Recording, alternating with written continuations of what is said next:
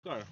আজি একচুৱেলি মই ক'বলৈ বিচাৰিছোঁ যে আপুনি নতুন এজন মানুহ লগ পালে কেনেদৰে মানুহজনক ইমপ্ৰেছ কৰিব পাৰে বা আকৰ্ষিত কৰিব পাৰে আপোনাৰ প্ৰতি। অৰ্থাৎ যিকোনো এজন মানুহ যেতিয়া আপুনি লগ পায় সেই মানুহজন আকৰ্ষিত কৰিবৰ কাৰণে আপুনি কি কৰিব? কাৰণ কি আমি বিভিন্ন জেগাত বিভিন্ন মানুহ লগ পাওঁ। আপুনি কোনোবা পাৰ্টিত গৈছে, কোনোবা বাছত গৈ আছে, কোনোবা মেলা সভা মিটিং আদিত বিভিন্ন ধৰণৰ মানুহ লগ পাওঁ। গতিকে নতুন মানুহ এজনৰ লগত আপুনি কেনেদৰে কথা পাতিব সেইটো নিৰ্ধাৰিত হয় আপোনাৰ 90 ছেকেণ্ডৰ ভিতৰত। অৰ্থাৎ 90 ছেকেণ্ডৰ ভিতৰত এজন নতুন মানুহে এইটো ডিচাইড কৰিব মানুহৰ মগজুৱে যে আপোনাৰ লগত তেওঁ আগলৈ বাৰ্তালাপ মানে কথাবোৰ আগবাঢ়িব নে নেবাঢ়ে।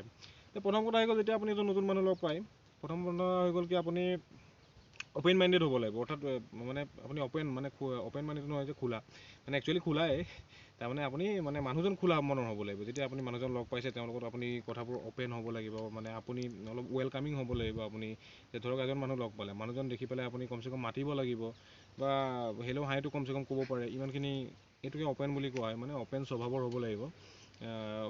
যিকোনো কথা মানে অপেন যদি হয়, অপেন মানে কি আপুনি খোলা মনৰ মানুহ হয়, তেন্তে আপুনি সকলোৰে লগত কথা পাতিব পাৰে।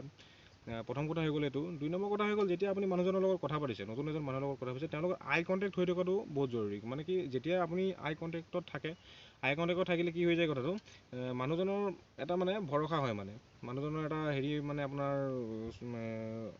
আই কণ্টেক্টত আপুনি কথা কওঁতেও কিছুমান মানে আপোনাৰ ভৰসা কিছুমান হয়, মানে এটা চেল্ফ কনফিডেঞ্চৰ নিচিনা হয় যেতিয়া আই কণ্টেক্টত আপুনি কথা কৈ থাকে।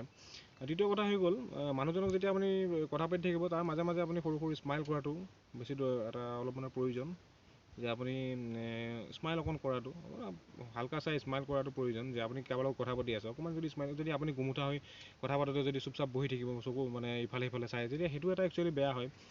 4 নম্বৰ কথা, গ্ৰিটিংছ অৰ্থাৎ এইটো যে যেতিয়া সেই মানুহজনে আপোনাৰ লগত যি ধৰণে কথা পাতে, এজন নতুন মানুহে যে আপোনাৰ লগত যি ধৰণে কথা পাতিছে, আপুনিও সেই ধৰণে কথা পাতিব লাগিব। অৰ্থাৎ মানুহজনে যদি কথাবোৰ শ্ল'কৈ কয়, আপুনিও শ্ল'কৈ ক'ব লাগে।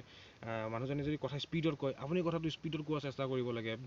একচুৱেলি এই বস্তুবিলাক আপোনাৰ প্ৰফেচনেল লাইফত বহুত কাম আহে। প্ৰফেচনেল লাইফত যদি আপুনি কিবা কাৰণত যদি গৈছে যে কাৰোবাক লগ ধৰিবৰ বাবে, বা কোনোবা আপোনাৰ ক্লাইণ্ট হ'ব পাৰে, ব্যৱসায়ৰ মানুহ হ'ব পাৰে, যদি আপুনি আপোনাৰ কাষ্টমাৰক লগ ধৰিবলৈ গৈছে, তেতিয়া এই বস্তুবোৰ একচুৱেলি আপোনাৰ বহুত কামত আহে। যে আপোনাৰ যাক আপুনি লগ ধৰিবলৈ গৈছে, তেওঁ সেই মানুহজনক আপুনি ইমপ্ৰেছ কৰিব পাৰিছে নে নাই। কিয়নো যেতিয়া এজন মানুহে ধৰক স্পীডত কথা কয়, আপুনি স্পীডত কথা কৈ আছে, যে তেতিয়া মানে মানুহজনে ভাবিব কি এওঁ দেখোন মোৰ নিচিনাই। গতিকে সেই মানুহজনৰ মানে আপোনাৰ প্ৰতি মানে এটা লাইক আহি যায়। মানে কাৰণ কি আমিও সেই মানুহবোৰকে আমি ভাল লাগে না, যোন আমাৰ টাইপৰ হয়।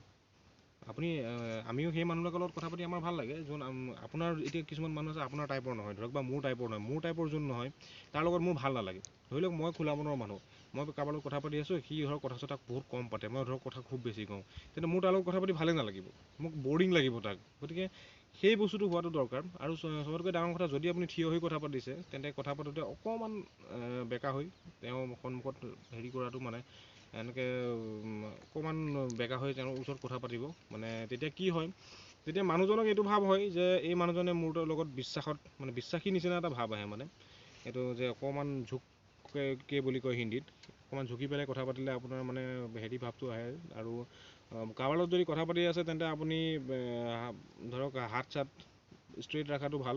কিয়নো আপুনি ধৰক পকেটত হাত সোমাই যদি কথা পাতে, বা আপুনি হাত বান্ধি পেলাই যদি কথা পাতে, তেতিয়া সেইটো এটা মানে অপেন নেচাৰৰ নহয় আৰু সেইটো নপৰে। তো এইবিলাকে কিছুমান গুণ আছিলে।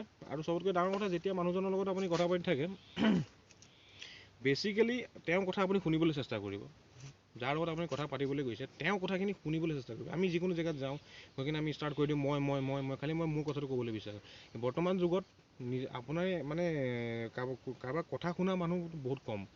নিজৰটো চবেই শুনাবলৈ বিচাৰে, কিন্তু বেলেগৰটো কোনো শুনিবলৈ নিবিচাৰে। গতিকে যদি চবতকৈ ডাঙৰ কথা আৰু চবতকৈ মেইন পইণ্ট এইটোৱে যে আপুনি যদি ক'ৰবাত গৈছে কিবা হেৰি আপোনাৰ প্ৰয়োজনত, বা কাৰোবাক হঠাৎ লগ পালে, তেন্তে আপুনি কথাবোৰ শুনিবলৈ চেষ্টা কৰিব। কথাবোৰ শুনিবলৈ চেষ্টা কৰিলে তেওঁক বহুত ভাল লাগিব যে মোৰ কথা কোনোবাই শুনিছে, তেনেকুৱা ধৰণৰ। আৰু যদি তেওঁৰ নামটো যদি আপুনি তেওঁৰ পৰা জানিলে, তেওঁ কথা পাতোঁতে তেওঁৰ নামটো মাজে মাজে মেনশ্যন কৰিব লাগে। কাৰণ পৃথিৱীত মানুহৰ নিজৰ নামটোতকৈ ডাঙৰ একোৱেই নাই। গতিকে এইবোৰে কিছুমান সৰু সৰু কথা শ্বেয়াৰ কৰিবলৈ বিচাৰিলোঁ।